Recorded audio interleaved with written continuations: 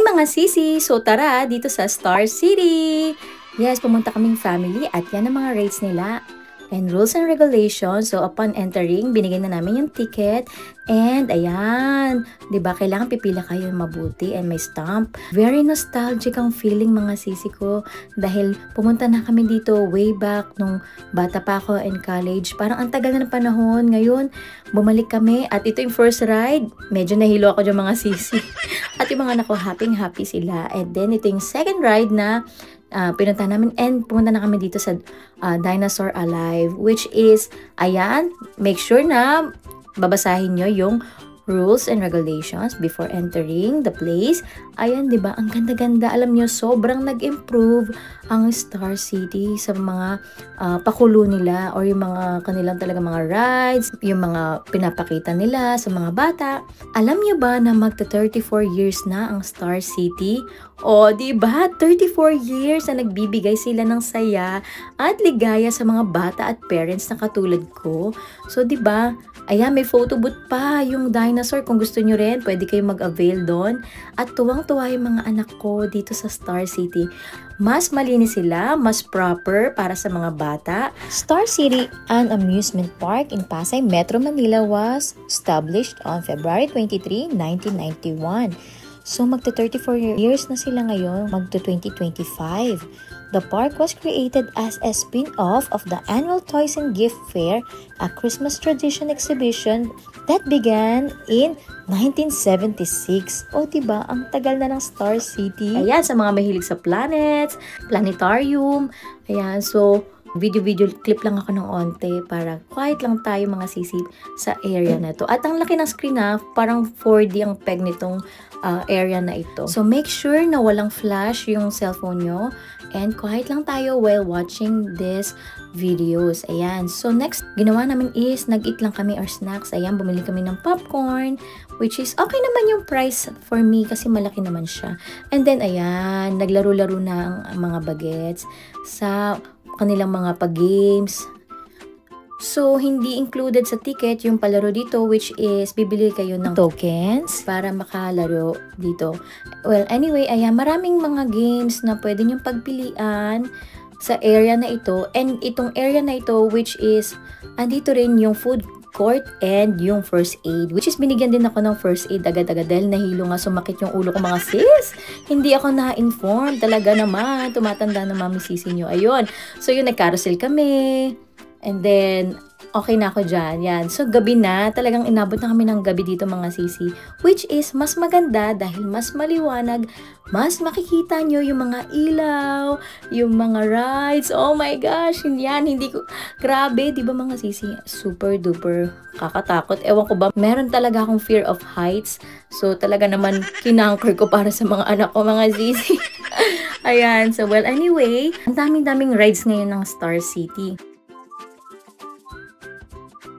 Yan, sabi ng asawa ko, hindi kumpleto kung hindi tayo mag-Ferris wheel. So, ang first one, ayan, basa-basa ng rules and regulation. At ayan ang face ko. Hindi ako nagalaw dyan, mga sisi. Alam nyo ba? Grabe, dahil super taas nitong Ferris wheel. Ayan no, grabe, diba? Pero in fairness, hindi ramdam yung pagtaas kasi mabagal naman. Unless malikot ka ganun. Ayan, nakikita nyo ba? Grabe, kitang-kita rin yan, no? Kakatakot, diba? Ang tatapang ng mga bagets. Winner na winner sila. Sila talaga. After this, hindi na namin na-try yung Snow World ba yun? Hindi na namin siya na-try dahil paggabi na and kasama namin kaming 3 years old, medyo tired na siya. So, next time na lang. Pero ito, yan, humabol lang kami ng mga onting rides. Which is, grabe to mga sisi, may pa-backwards. Sino ba naman? Grabe, diba? Amazing. Talaga naman. Sa 799, sulit na sulit yung mga rides. Talaga kung susulitin nyo, pag maraming pila, talagang tiyagaan lang. Diba? So, this one then is also nice dahil pwede rin yung mga bagets dyan. Ayan. So, after nito, sabi ko, tara, uwi na tayo. Pero nakita namin tong time warp, which is very nice. Parang time travel. You're going back in time. Makikita mo yung mga history ng bawat places na meron. Ayan, nakikita nyo. Diba? So nakakatuwa dahil hindi lang siya puro rides, meron din educational na involved. So 'di ba, ang mga bata ay enjoy na enjoy dahil meron silang magiging rides at meron din silang matututunan pagpunta ng Star City. O 'di ba, for 799 at kung gusto mo mag-level up 900 plus, may experience mo yung snow. Ayan, ang ganda nito, 'di ba, sa Egypt. Grabe. Super yung history nila. Nakakatuwa din no makita yung mga history ng or yung mga nakaraan ng ibang bansa, 'di ba? Hindi lang basta Pilipinas.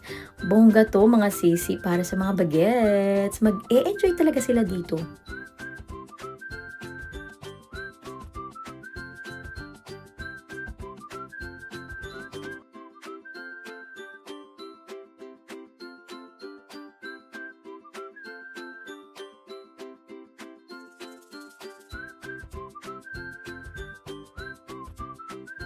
Ito naman yung sa Greece, which is ang ganda rin. Super, 'di ba? Kita niyo yan, super laki ni Zeus. And, ayan, ang gaganda ng mga statwa, nakaka-amaze. Well, anyway, so, ang dami namin pinuntahan, may mga na area, and nakakatuwa dahil, alam niyo yun, hindi lang siya simpleng basta punta ka doon. Talagang pinag-effortan ng Star City yung mga designs, ayan, no, 'di ba? Yung mga para sa mga bata at napansin ko talaga ang linis talaga mga sisi. May maintenance talaga at hindi siya yung parang park na magulo ganyan. Ang ganda, organized siya, and for me, as a parent, gusto ko yung ganun. Organized, hindi basta crowded lang, hindi basta theme park, but 'di ba? Theme park na may rides plus educational and merong sanitation and cleanliness. O 'di ba? Gusto ko 'yun. Well, anyway, dapat tapos na kami pero napadaan kami dito sa Wacky Worm. Ito sa Caterpillar na ito. So sabi ng asawa ko, for last time, dali. Dahil minsan lang tayo pumunta ng Star City. Hala, mga mami sisi nyo, nahilo na. Ayan ang itsura ko. Pero yung anak ko, tuntua, yung 3 years old. O, diba? So, yan, pa-close na yung Star City. Pauwi na kami. At na-enjoy talaga namin. Ayan, mga sisi, nakita nyo. Syempre, aura tayo. Picture-picture din pag may time. Please don't forget to share this video and give this a thumbs up. So that is it for today's video. I'll see you in my next video. Bye!